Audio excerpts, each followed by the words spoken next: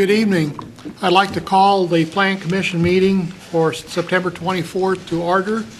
The first order of business, I would ask that the clerk call the roll of the commission members. Ryan. Here. Neff. Here. Keach. Here. Ritterbush. Here. Smock. Here. Westlake. Here. Farrell. Here. Elam. Here. Zobers. Here. Thank you. We have a quorum. We have a quorum, so. The next order of business is the approval of the minutes of the last regular meeting of August 27th, which was on the back side of the agenda. Does anyone have any questions or comments or corrections or additions? Hearing no member wishing to speak with regard to the minutes of the last meeting, I'd ask for a motion that they be approved. So moved. Is there a second to that motion? I'll second. Motion made and second. Is there any further discussion? If not, all in favor say aye. Aye. Opposed? Motion is carried. Minutes of the last meeting are approved as they were published. The next order of business is our public hearing tonight, and I would ask the attorney to give a brief explanation of the public hearing process. Thank you. There's a public hearing tonight. The public hearing has been set pursuant to notice that has been duly published according to law. Any persons desiring to speak tonight will be afforded an opportunity, and all testimony will be given under oath or affirmation. The commission makes recommendations only, and it will pass its recommendations on to the village board of trustees, who will have final authority. Okay, thank you. The public hearing tonight, the subject of it is amending Municipal Code Section 10-5-3C and Section 10-5-3D regarding required lot area and width and required yard areas. Is there someone in the audience tonight that would like to speak to this issue? Yes, sir. Okay, would you be sworn in by the reporter? Sure. Can you raise your right hand, please? Do you solemnly swear the testimony you're about to give will be the truth, the whole truth, and nothing but the truth? Yes. Thank you. And please state your name and spell your last name. Devin Birch, B-I-R-C-H, Austin Engineering Company. Thank you. Are there any of the other gentlemen with you tonight who are likely to speak? We could get them sworn in as well. That way we wouldn't have to stop if they start. I don't know, do you think you're going to speak tonight? Yeah, both of them. Probably. Why don't we go ahead and swear you in right away so we got that done? Then that way you can ask them to speak whenever needed. Yeah, both at the same time. Just the one at a time. Can you raise your right hand? Do you solemnly swear the testimony you're about to give will be the truth, the whole truth, and nothing but the truth, so help you God? Yes, sir. And your name. Victor Armstrong. And Tom Armstrong. Okay, thank you. Okay, then would you proceed? I understand you have a presentation for the benefit of the commission tonight. I do. Thank you very much, commissioners. Why don't you go to the microphone so that it's recorded, Okay. yes. Will that work or not? You need me to move something? Yeah, if you just want to get the space bar maybe between slides, that'd be great. Just hit that, yeah. Okay. That's fine. The first slide was just a quick introduction. I'm Devin Birch with Austin Engineering, and sworn in tonight. We're the developers of Fieldstone subdivision here in Morton. Vic Armstrong and Tom Armstrong, father and son dynamic duo there. So thanks again for the opportunity to make a presentation, and for what I hope happens tonight is maybe some open discussion back and forth if maybe exactly what we're proposing isn't something that can be reached. Maybe there's some compromise in between. But it's to talk about the minimum lot width as well as the side yard setback in the existing R1 zoning.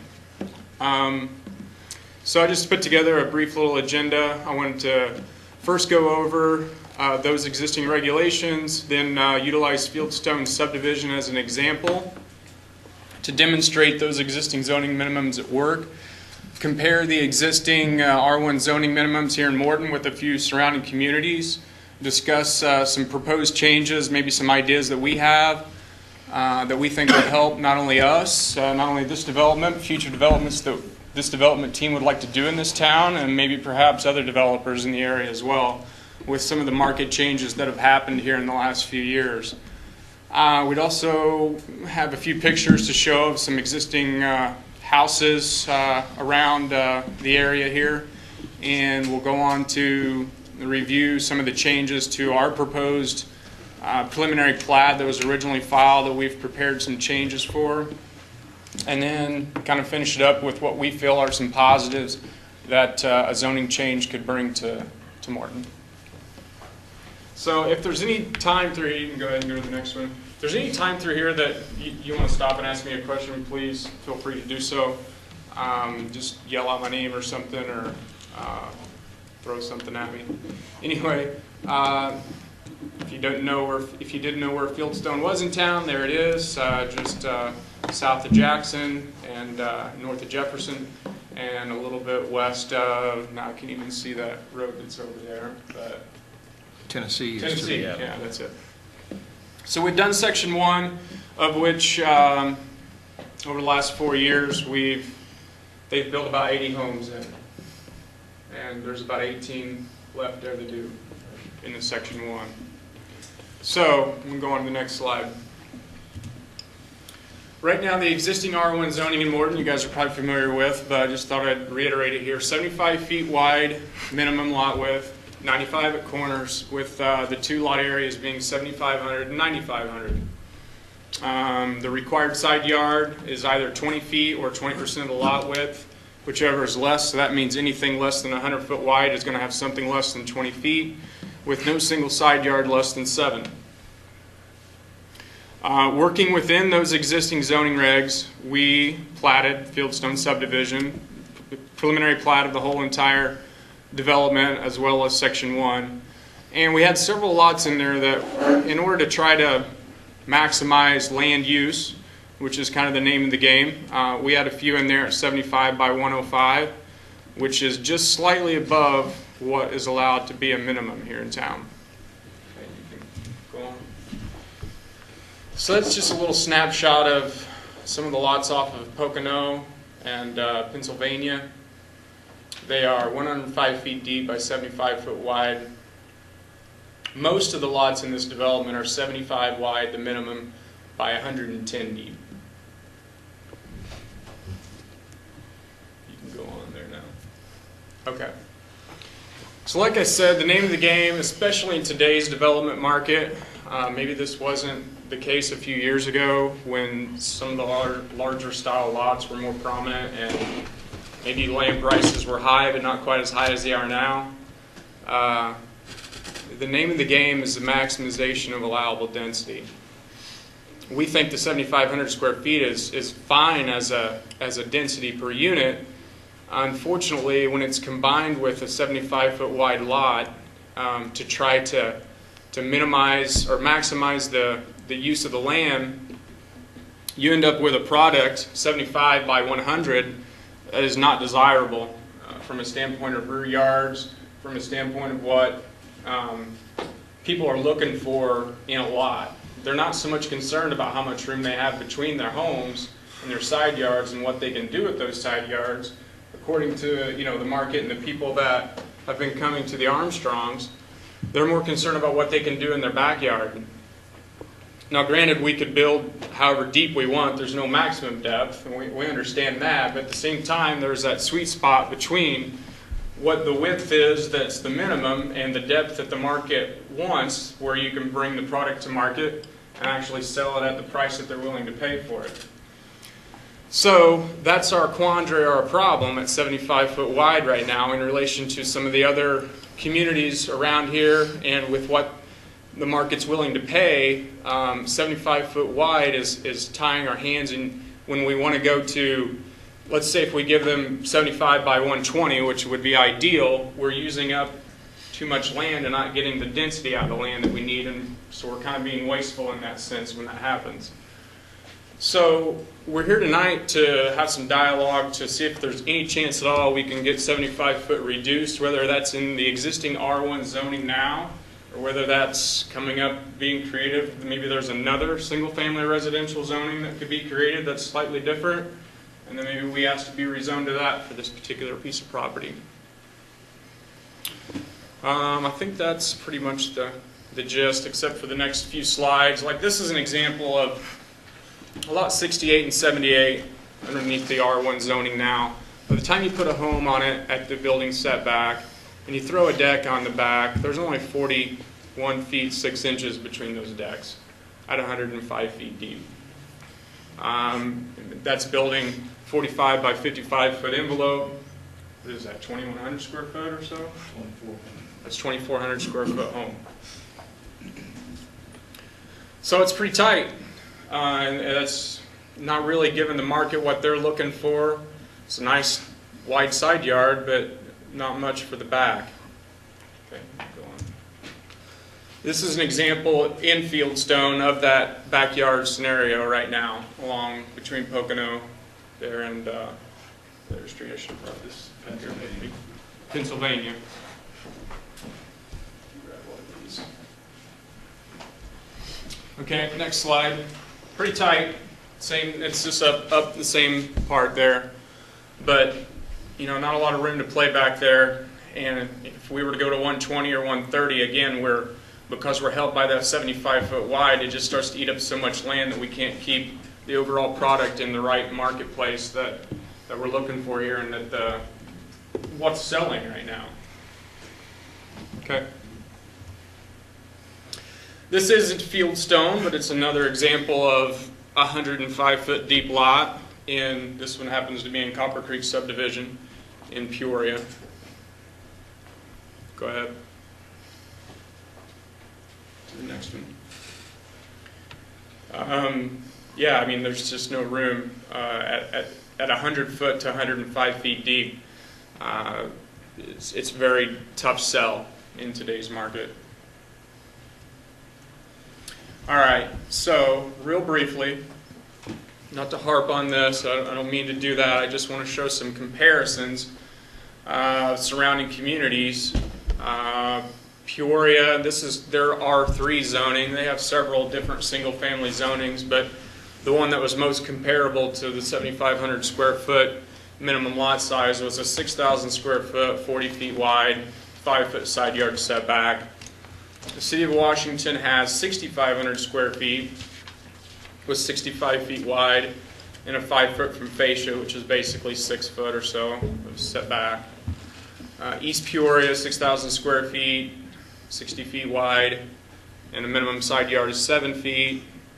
And Metamora has a 7,800 square foot minimum, but a 65 foot wide minimum width, and a 5 foot minimum, but the combined yards need to be 12, so you'd have a 5 and a 7 if you went down to the minimum there. I think the Metamora one is the one we're most hoping that we could find some way to come close to that one, or to maybe create a new zoning, an additional single family zoning within the ordinance. Okay, go to the next slide. So again, this is just a couple of options. I know there really weren't specifics in the proposal, right, as far as what was here tonight. I mean, there's sections we're talking about, but by all means, I hope there's some dialogue that can happen here to talk about where some happy mediums could be at, where we could get product to market that we think is what's out there and what people are looking for today, that also utilizes the land in the best way that we can, and brings more people to Morton. Gets us through the development faster and on to the next piece of property in Morton to develop. So, option 1, change the minimum lot width in R1 from 75 to 65. You know, and we can live with something between 70 and 65 too. I mean, I think ideally, I'll let these guys speak, 68 foot is a very ideal width for them, with some house plans that they have that seem to be very popular. We drew up a revised plan that showed 68 feet wide. We didn't have any 65s in our plan, but 68 seems kind of like an odd number, so that's the only reason I threw 65 up there, just to try to stay more consistent maybe with, like, say, the Village of Metamora's ordinance. But we don't want to change the square footage or what would be the density. You know, that's not what we're looking to change there. I think 7,500 square feet is a good density number. It's just that the width of the lot promotes that in order to get the best density and the best use out of that 7,500 square feet, we have to go to a very shallow lot, down to 100 to 105 or 110 feet to maximize that. So if we did 75 by 75 or 65 by 7,500 square feet instead of 100-foot lot depth being the minimum, or the depth that would work out there, it turns into about 115 feet instead. So it's in keeping, for every foot we give one, we give to the other too. So that just really spreads this relationship out. If we're giving another 50, that's another 30 feet of backyard that it feels like back there. So the other thing that's important is changing the side yard. Well, I talk about the corner yard requirement, and that's just in the same type of ratio, leaving the square foot alone, coming down on the corner minimum lot width by 10 feet. Another important part of this is the change from 7-foot side yard to 6-foot minimum. I mean, 5 foot is nice. Sometimes that combination that Metamora has where you can go down to 5, but you have to have a combination of 12 works really nice.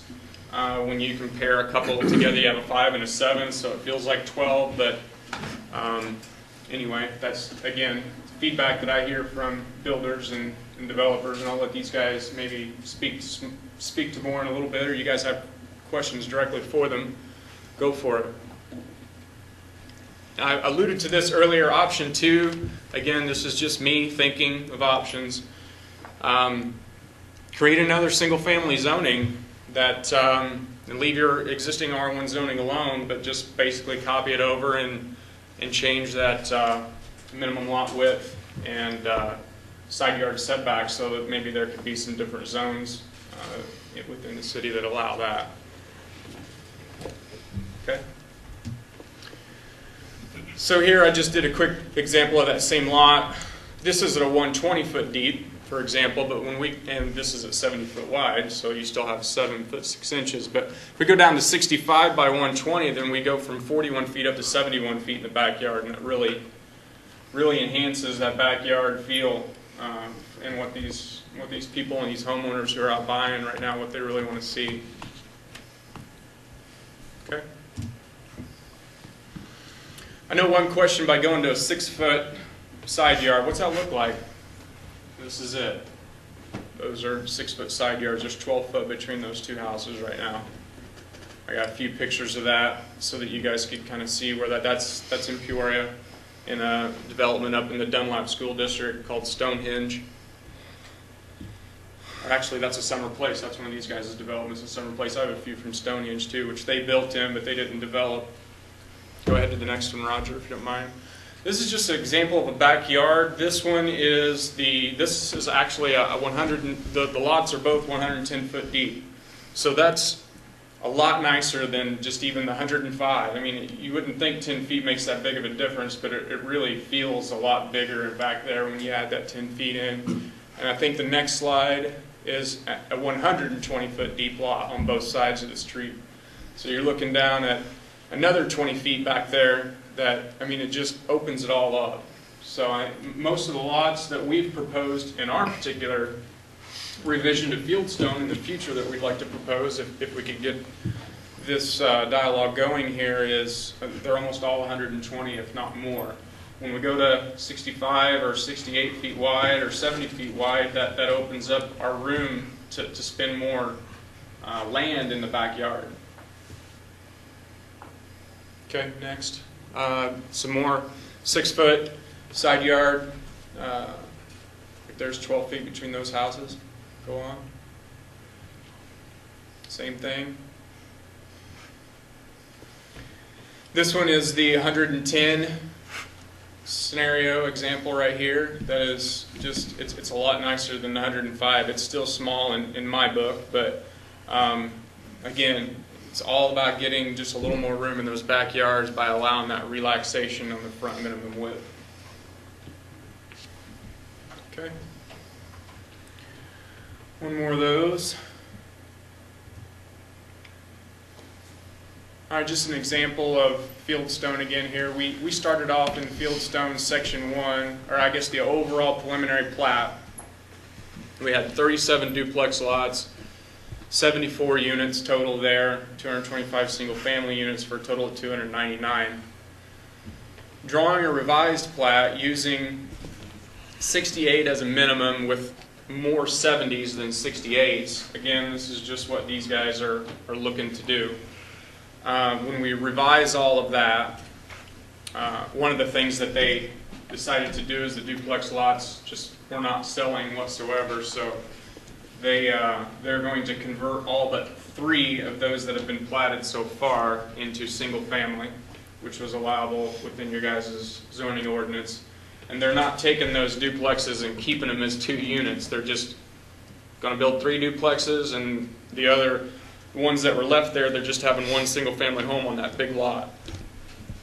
So when we do that, taking account for that in section 1, and our replatting, which I can pass out in a little bit, an example of this replatting that I'm talking about, we end up with 290 units, or 9 units less. So if we're not able to go to, I mean, we're losing 9 there in this reconfiguration to try to get deeper and give the market what they're wanting. We're losing 9 units, and we're okay with losing 9 units. We'd rather not. But if we have to stay at 75-foot wide lots, instead of losing 9, we're going to lose more like 18 or 20. And that's a lot to lose to try to bring to market the right depth that people want in that density relationship. So that's why we're here.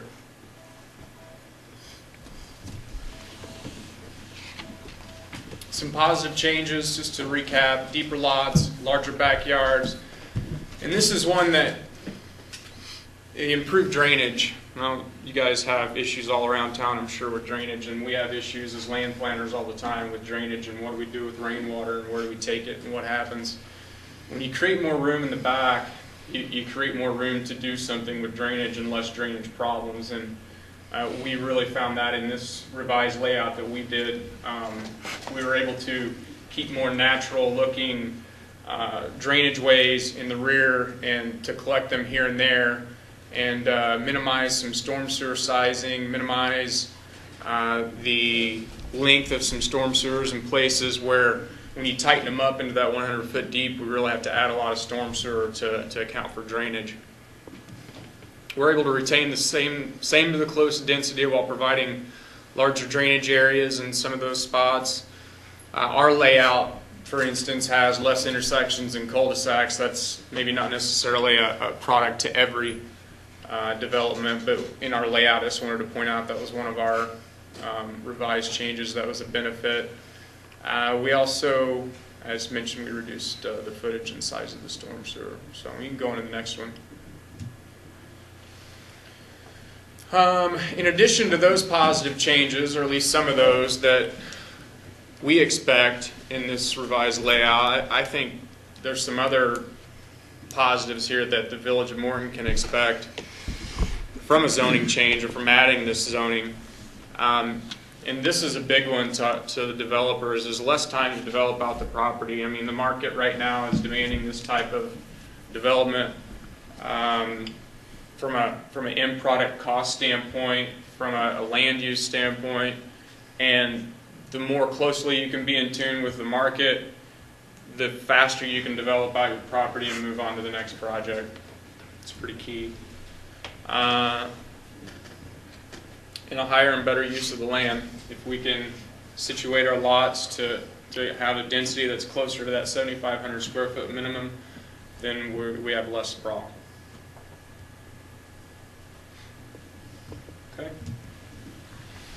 I'll just wrap up by saying thank you. Thank you on behalf of Armstrong Builders. These guys were issued 43 out of 193 building permits in the last 4 years, about 23% in town. We want to thank you for the consideration of this, maybe some dialogue here right now about your thoughts. We realize that this isn't a change to a zoning ordinance, doesn't just affect us as developers, it affects the whole town for a long time. We're sensitive to that. At the same time, I think we can come up with something that works. And ideally, this allows them to move on to the next development here in town and bring more good people to the village. That's it. That's all I got. Could you go back to some of the pictures Sure. of the houses? Can you go back? Yeah. Can you ride? Come on, Kara. I thought this would be fun. Yeah, we can just put that back, Okay. get it back or forward All right. like that. I got So it. you keep going back, no, the other way, right there, yep. Roger, That's the side yard picture there, that's a rear yard one.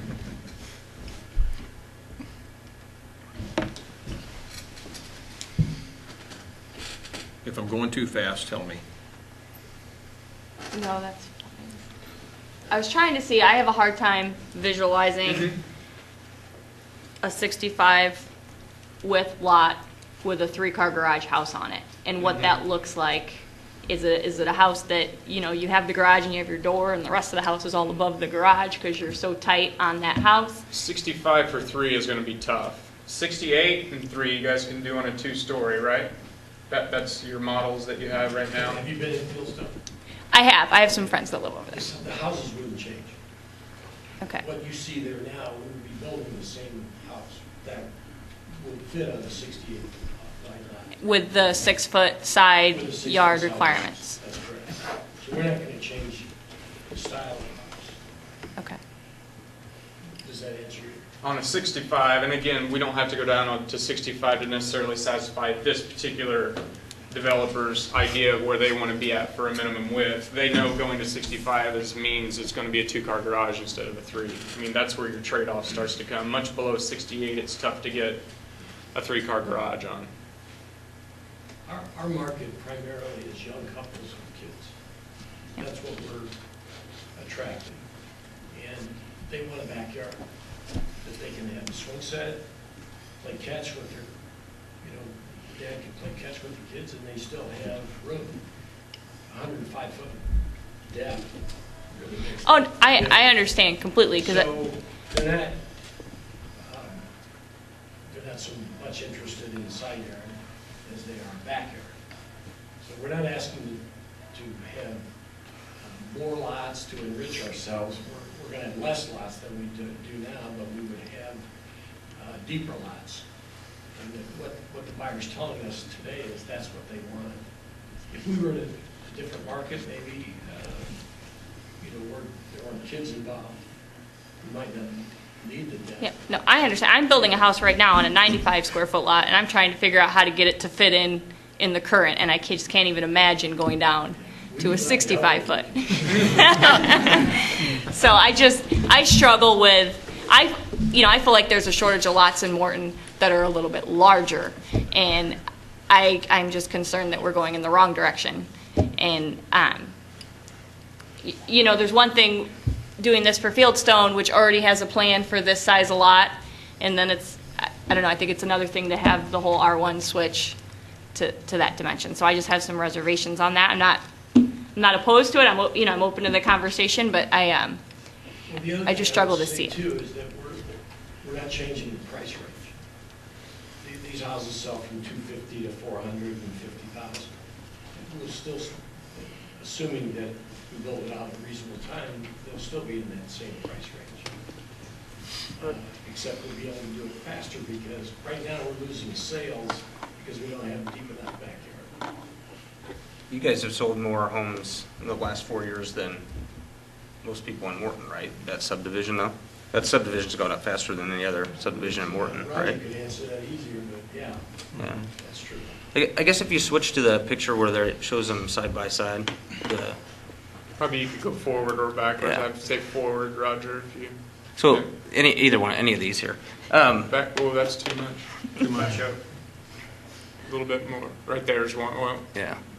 we Just got one. There you go. There you There's one. So my problem is that all around Morton, the subdivision gets built out, then you want to take an excavator through that area. There's no way to do it evasively on your neighbor's property. Today, you can drive an excavator down your property with just minimally invasive your neighbors if you get their permission. Could you even fit an excavator through there? You can get through there. You'd have to have cooperation with your neighbor. But maybe a better answer to that is that that subdivision happens to be in Peoria and it's probably, in the Dunlap area, it's probably one of the more successful subdivisions called Summer Place. They're doing one in Copper Creek, and all of those are 5-yard setbacks, side yards. That's the, so the house could be 10 feet apart. So we're not asking you to do that. We're actually talking about 6. Yeah, it'd be 2 foot over what you are now. So you're at 14 total would be between the house at a 7-foot minimum right now, and we'd be going to 6 or 12 feet. So it'd be a 2-foot differential change.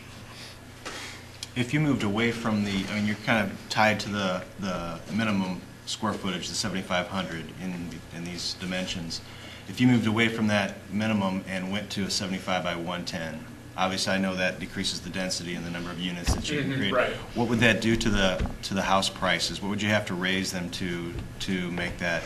Have you worked that out? Because that's one solution to the backyard, is to not change the front. 75 and keep going to 115, 120, 125. What does that do to the lot price? In other words, when you keep going away from the 7,500 square foot minimum. Yeah. In actuality, we're only asking for about 5 or 6 lots to be at 68. The majority of them are 70 and 75. So there's only a handful that back up to Jackson that are going to be asked for 68 foot with 6 foot side yards. And you'll see that here in a minute. But the majority of them, all the rest of them, are 70 and 75. I almost feel that falls under the zoning board of appeals then, as the area that you'd want to focus in on those particular lots, not the overall changing of the cities. To get a variance. Yeah, on to get a particular variance lots. on those particular I lots. think that's an option. I suspect the reason they're coming here is to look at this more moving forward, not to just fix this one problem, but I think what the Armstrong brothers are telling us is that development and the consumer is now saying that they want a house with a deeper yard, and the side yard doesn't matter. So I think what we're talking about here is moving forward. Is this a better plan for selling more homes to young families in our community? And we've also created a lot of green space, which you haven't seen yet, for drainage. That is going to be adding a minimum of 25 in some space, some 25 feet, separating the 2 backyards, all the way up to 80 feet, separating the 2 backyards. Yeah, we're not going to be this particular developer, and I realize when you change an ordinance, another developer can do a different thing. This developer is not taking this change and staying right up against that 7,500 square feet every time with going down to 65 or 68 or even 70. It's just that it becomes less wasteful of an area in trying to get down to that 7,500 square foot minimum, which is the sweet spot where you're trying to be more useful of the land and less wasteful of it. It helps that ratio where maybe if we stayed at 75 and went to 120 or 125 feet deep, which is where they really want to go to, we're at a 20% over the 7,500 square feet. But if we can relax that width, now we get back to where maybe we're only 10% over that 7,500 square foot minimum lot size. So I mean, we wouldn't care if you moved up to 8,000 square feet as the minimum. That because that's not what we're pushing up against. Is not necessarily the area; it's the width. What's interesting about this whole issue of width is that if you go back to the 30s and 40s, the lot width was 50 feet, 150 feet deep, which was 7,500 square feet. Mm-hmm. Then somewhere in the 60s and 70s, the width went up, and most of the homes were built in that era are at least 100 feet wide at the building line, 100 feet deep. And, that was looking at what people wanted at that point. They wanted more width. They weren't so worried about the backyard. Now what you're telling us is that the new generation of home buyers are looking at putting more things in their backyard, and so they need more depth rather than side yard width. And the other thing you bring up is with respect to the stormwater, and I was on the stormwater committee many years ago. We went through all of that. And so in order to control that by having a deeper backyard, you can start doing something creative with swales and things in there rather than going to retention basins. You can try to absorb a lot of the water with usable land, rather, a detention basin is not usable. And I think that's what you're looking at. So I think this is a good topic to bring up before the Plan Commission, because we need to look at it. We take, from the 30s and 40s and the 60s and 70s and 80s, now we're in the 2010. What's changed in this, and we're looking at density and land use and sprawl and all of those issues. So I think it is an issue that, to really look at. Now, what your proposal was, rather than change the R1, was come up with an R1A, so that we have the flexibility, and that way when we go through and look at property, we could, if we decide that in certain areas you don't want to stay from the 75, you could keep the 75, but then you could go down to a 68 or a 65, and in certain developments, and a subdivision development that's all coordinated, you can probably live with it. But if you start mixing in different areas, I think you run into a problem with the 75 or an 80-foot or more, or what, Carol, what you were talking about is even a wider yet, in order to have the size of the home and the configuration of the home. And hopefully our development would fit into being the first R1A, because we are kind of on the edge. There's nothing to our east yet, and so that would be my only concern, obviously, but of not changing R1. And so we would still need to go through a rezoning process if you guys created a new R1A. But we would keep our fingers crossed and hope that that went through okay. But it's an excellent point that you brought up about the change over generations. I wish I would have thought of that and put it in my slides, but it's a good analogy. You're too young Thanks. yet for that. Yeah. You're too young for all That's that. right. I think one of the explanations I'll take that. One of the explanations of that change, though, I live on a 100 by 100 foot lot too, but it's all one floor or split level. Now Yep. we're vertical, so the lots are coming in and we're going more vertical with these things too. It's true. So I heard you saying that you're not so tied to the minimum.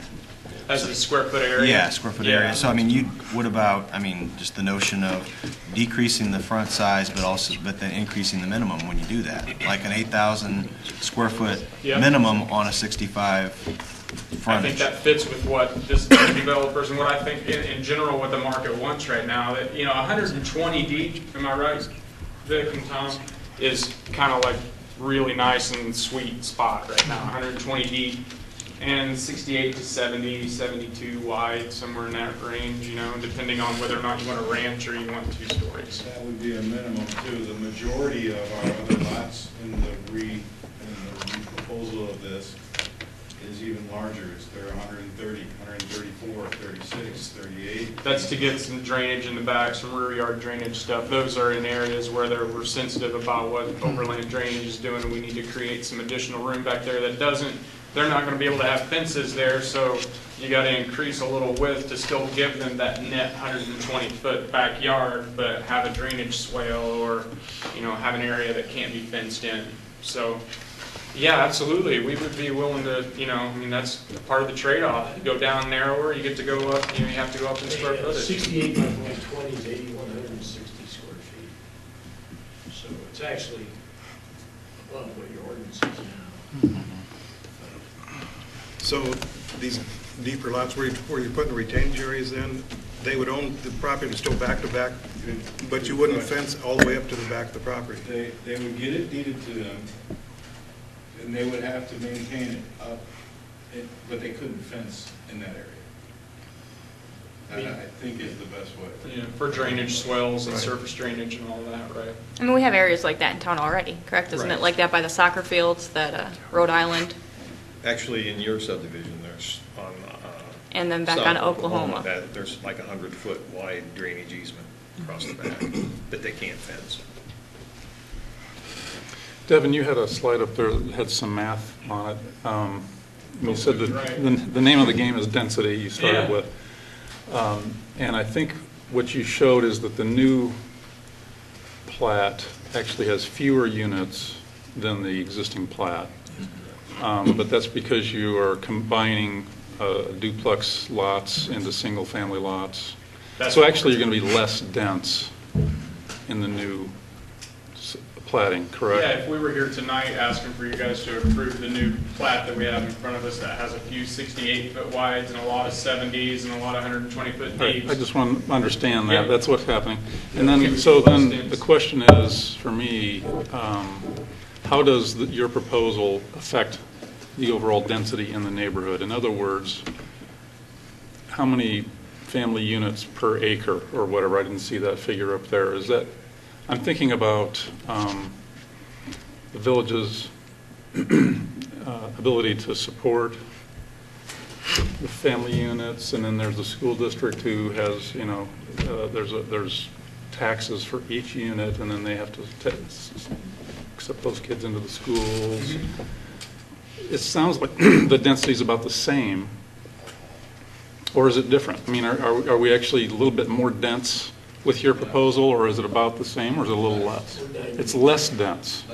Less dense in this instance. So it isn't about trying to cram more people into the property. It's about just creating more space in the right place. Right. It's marketing.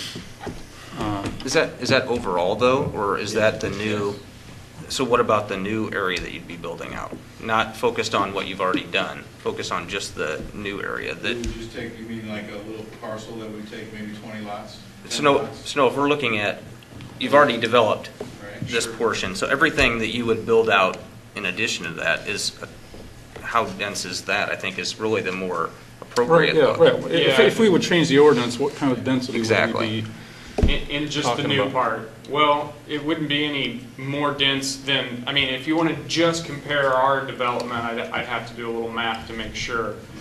But none of our lots are less than 7,500 square foot, which is where they're at now. So I mean, that's the true density. The minimum lot size is the true density. We're never going to get more dense than what we already You're could already have at your been. max. We may not have been with our preliminary plat as dense as the ordinance allows, but none of the lots that we're proposing, nor does this plan, allow for a higher density because the minimum lot size is staying the same. It's actually growing. So the density is less, which I was happy to see that. So really the concern is market sentiment and whether that will change over time. Like you might have other people, maybe Kara, who kind of spoke about that looks at houses that are 12 feet apart and thinks that's not what they want. And that could change, just as we've seen market sentiment change in this regard. It could change back and... That's right.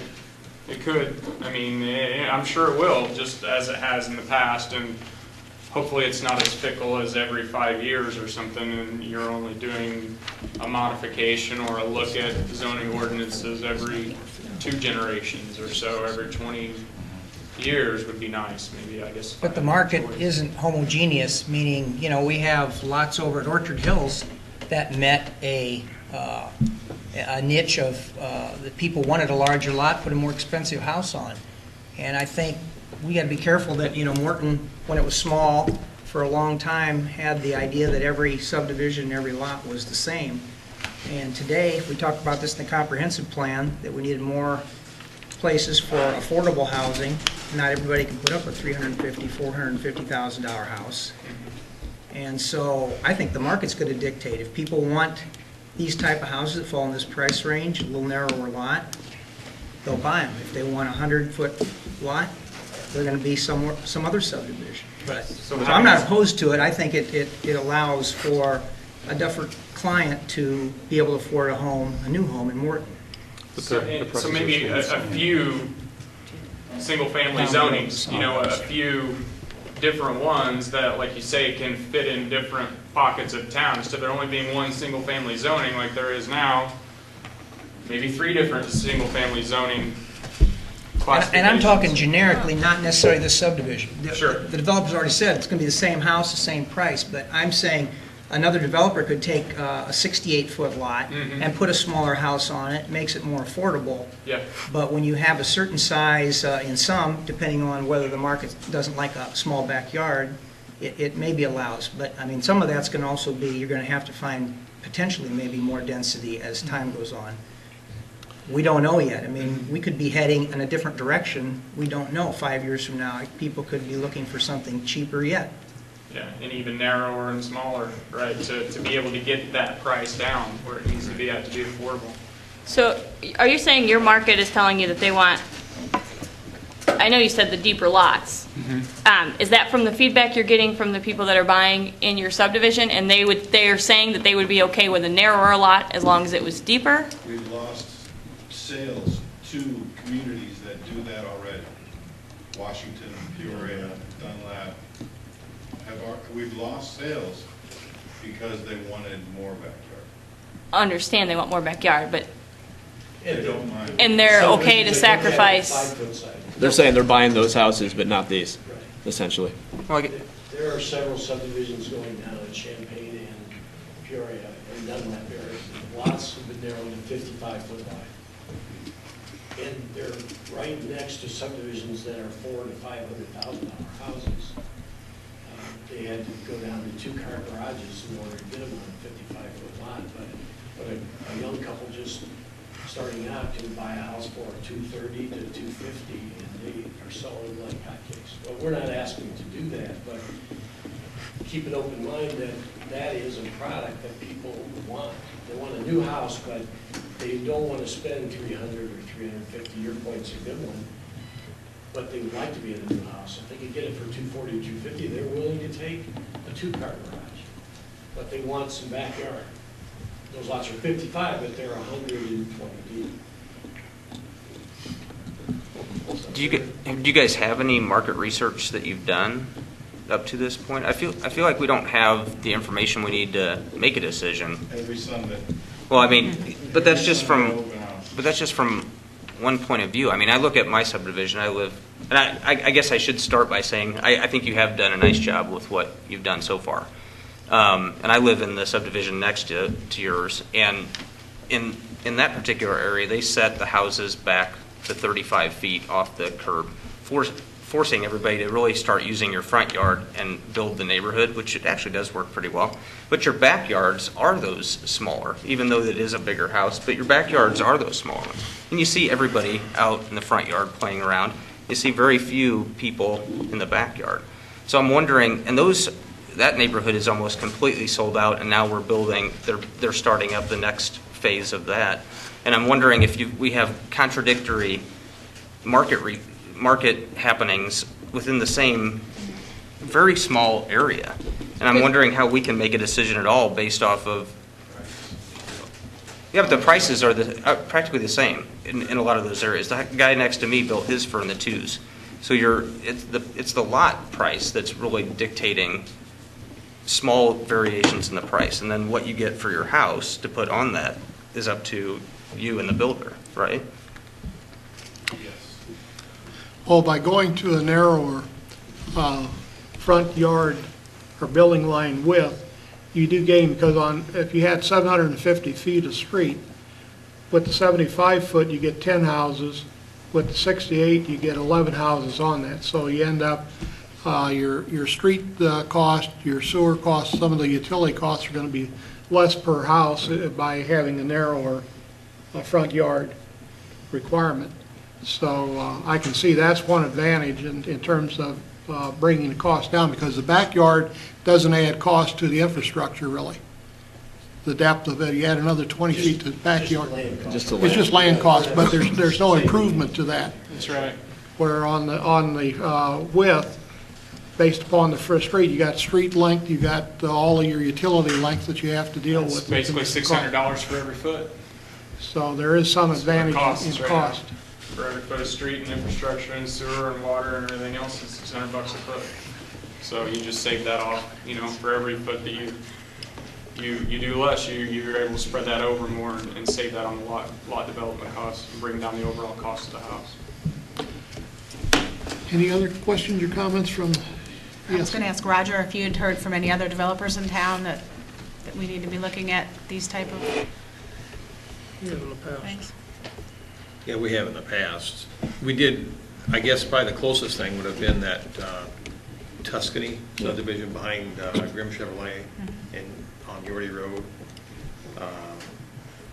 And they had, kind of experienced the same thing that Armstrong's have experienced with the R2 lots.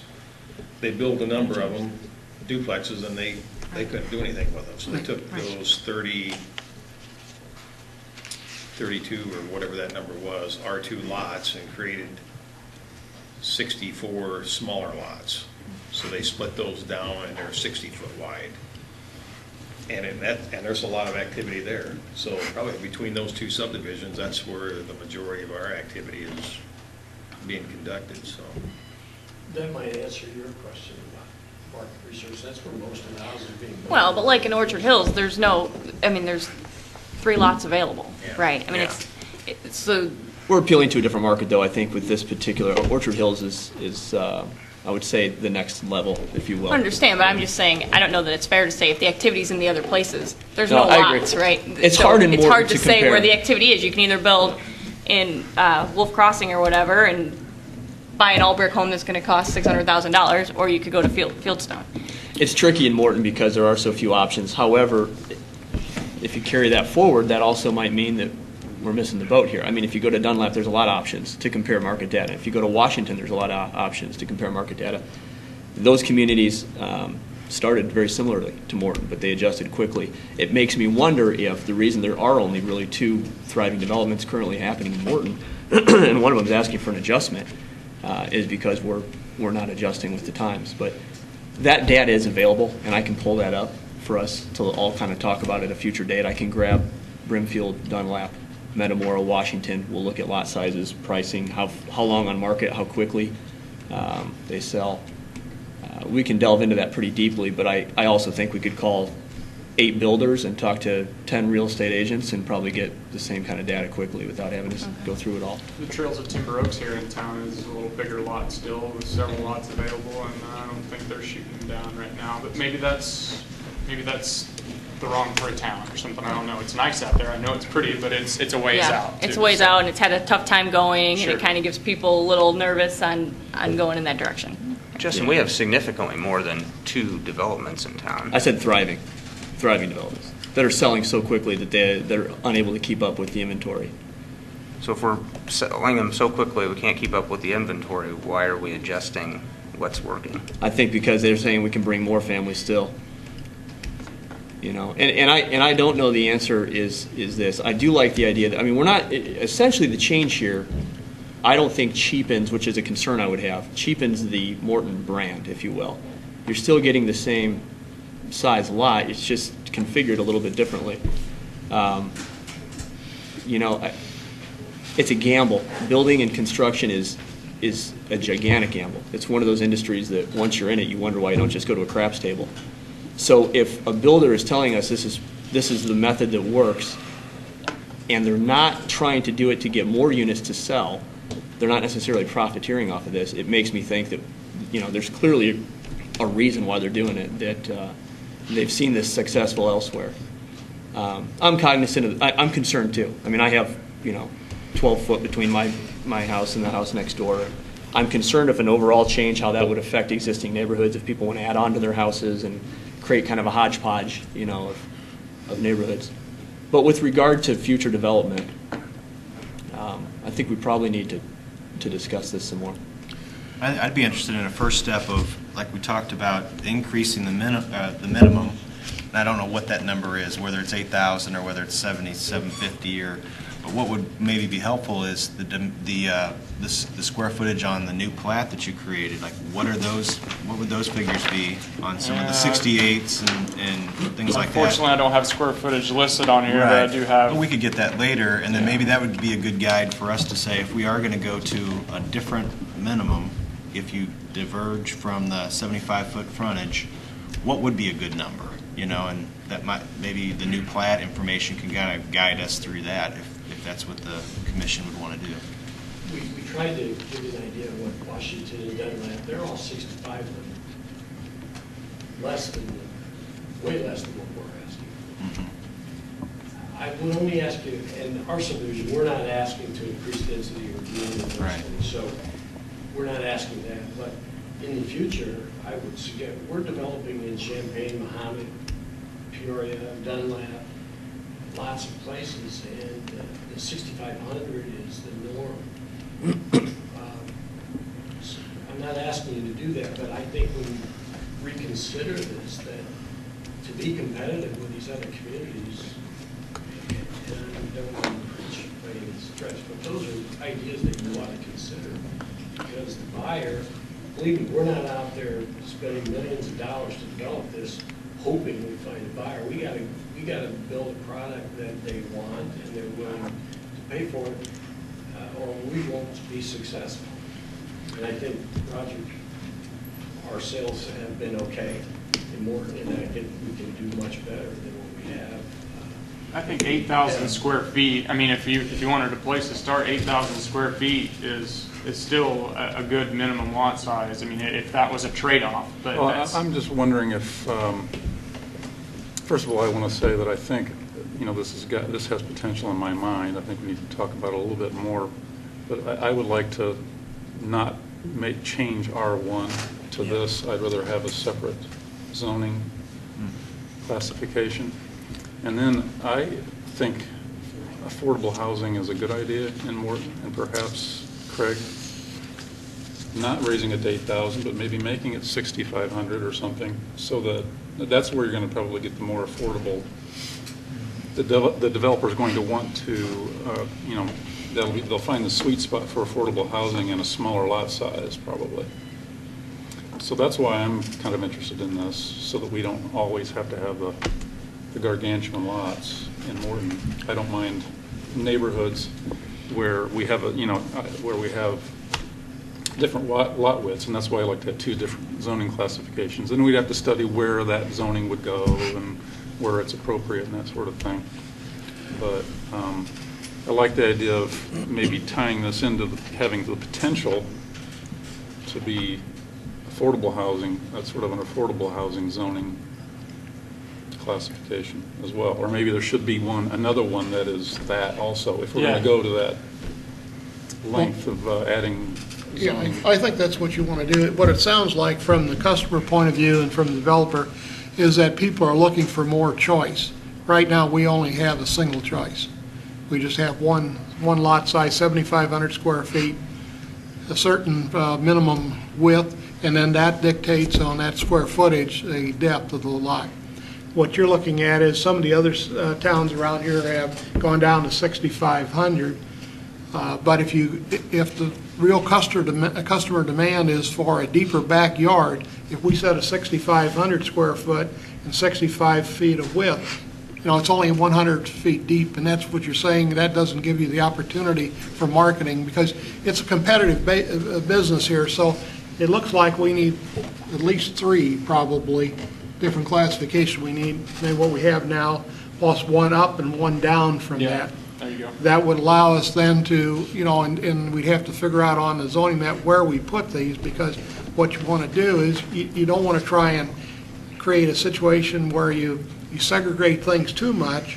On the other hand, you don't want to have such a mix that it starts to screw up housing values, because if you got too much difference, side by side, it tends to reflect on housing values, and that creates a problem. So since this is the first time this has been presented to the Plan Commission, I think what we need to do is take all your information. We'd like to have probably a copy of this, if you can put this all together so we can look at it a little more in detail. And then we would plan to try to do some drafting between now and our next meeting on some possible proposals that we could bring back to the next Plan Commission meeting, and then have another discussion of this. I think we've got the basic information now. What we need to do is think about how we can do it, and then if there's some research that needs to be done where we can go out and maybe contact some additional builders or developers, get a little feel for what they're looking at, and look a little more at the current subdivisions that are working well here and see what they actually are, because not all of your lots are going to be the same size. What you're saying, you've got a variety of those based upon the topographical conditions and the layout and the streets and all of that. So there are some variation, but look at what works, and then try to come back and see if we could fit something in that would provide more options for the village, more options for the developers, and give you a better chance to satisfy your customer base.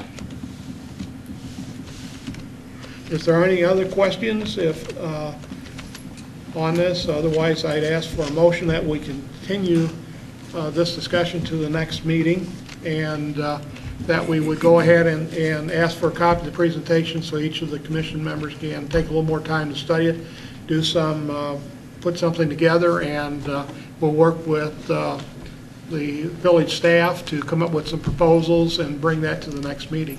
Maybe just before you close, for this particular development, I do think the one zoning requirement that would need to be there is the density. If we're going to sell this to the existing people, like you're talking about, that already built in Fieldstone 1, some of the neighboring ones, if we go to try to fit into the 6,500, we definitely have to have that one that's up at 7,500 or bigger, but then relaxes the width. I think that's the only way we're going to be able to sell that in our development. So hopefully you come up with one that fits that mold. Well, that would just be a minimum, wouldn't it? I mean, what's that? That's just a minimum lot size. You could always go bigger.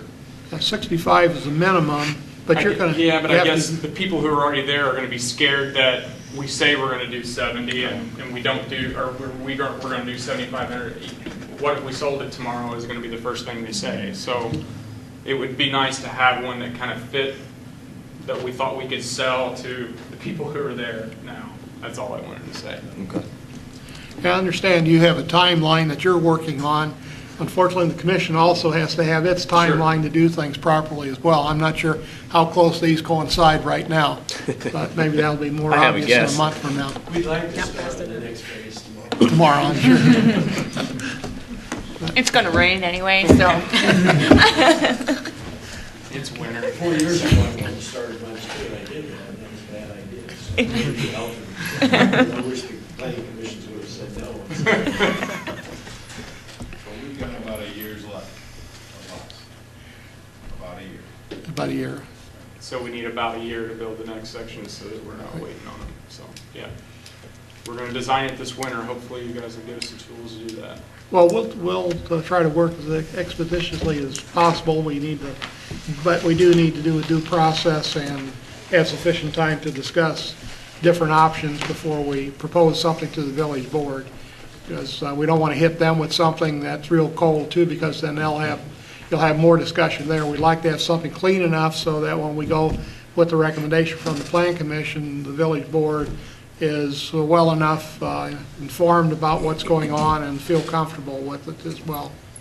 Thank you. Okay. For your time. Thank you. Thank you. So I'd ask for a motion from the Plan Commission that we continue this to the next meeting and continue to proceed with some research and work in between. So is there a motion to that effect? I so move. Is there a second? I'll second that.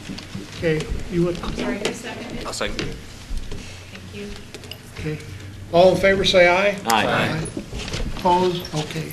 Motion. Well, that concludes our public hearing for tonight. Thank you very much for being here, and you'll be working with Roger, I'm sure, and he'll keep you advised on where things are at. Thank you. Thanks, guys. Nice job, gentlemen. Yeah, stick around if you would, please. Yeah, we don't have a whole lot more business, so if you don't mind. We don't have any other business. We have anything from Roger tonight? Nothing tonight. Steve, do you have anything? I do. Without meaning to direct, I'd just like to make a couple of observations kind of from trustees' perspective and just sitting over here listening.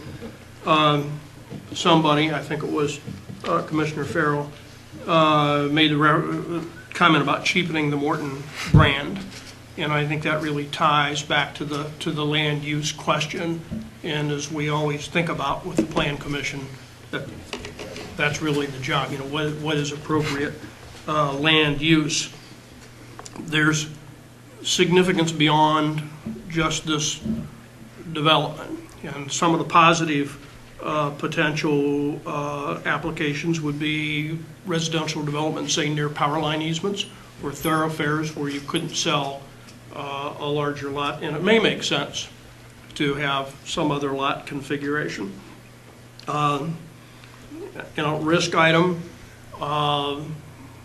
we don't have a concern with this builder, but as somebody said, what happens if suddenly a piece of the project's taken over by another builder or somebody else comes in and the ordinance applies? There are no restrictions in the ordinance to prevent somebody from coming and say, well, I'm going to build one. And back to the question that several of you raised about, the vinyl village, back to the question of of cheapening the Morton brand. So I think those things are, that's part of the consideration that I think the trustees will be looking for. Is how do we think about this? As there's some positives and some negatives. How do we think about this as a purely in terms of land usage question? I do know, we don't have any testimony tonight, but I do know that the Armstrongs have talked to the residents and property they've already sold there. Apparently there's no strong dissent, at least no one has showed up tonight. And I think based on what you told me, that experience was positive.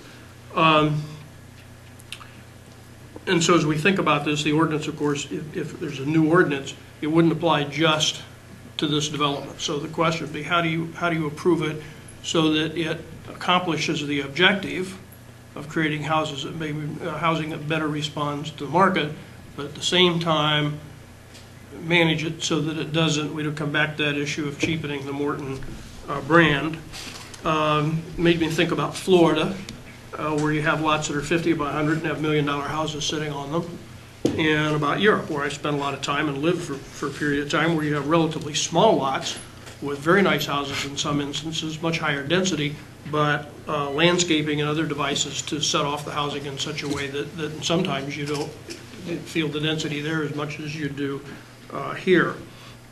So those are the kinds of things that I would like to see considered. I think the other trustees would be looking for, and I guess I sort of think the focus would be, is this appropriate land usage for Morton, less than, how does the marketing model work? I mean, that's really their free enterprise risk. I think I can't say it shouldn't at all be taken into consideration, but analyzing the market or analyzing their marketing models probably subservient in my mind to focusing on the land use.